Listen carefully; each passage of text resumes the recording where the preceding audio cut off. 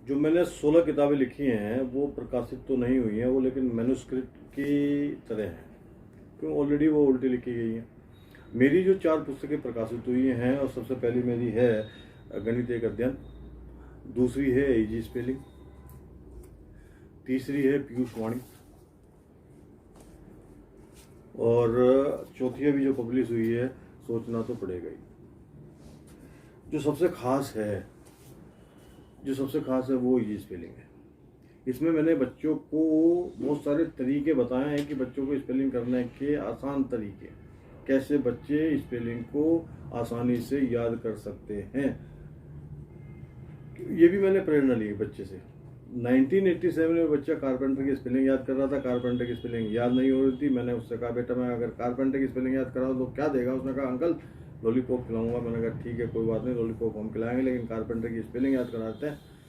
मैंने उसका कार की याद है, उसने कहा अंकल याद है। मैंने कहा पेन की याद है, कहने लगा अंकल याद है, कहने लगा अंकल याद होगी।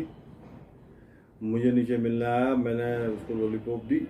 वहीं से प्रेरणा लेने के बाद 2003 में मैंने 7 महीने डिक्शनरी को स्टडी किया और इजी स्पेलिंग के नाम से किताब प्रकाशित हुई है।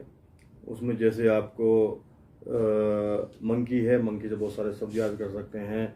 MONKEY, एम हटा के डी लगा दो तो डंकी बन गया, की हटा दो तो मनी बन गया, EY लास्ट हटा दो तो मोंग बन गया, MON हटा दो KEY की बन गया।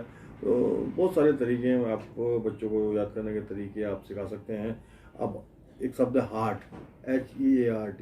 अब आगे से H हटा करके पीछे लगा दो तो अर्थ बन जाता है। सोचना आपने, करना आपने, तरीके आपने, आसान तरीके आपने निकालने हैं। जैसे लाइव, LIVE, लास्ट से चलो EVIL, TIDE, एडिट EDIT,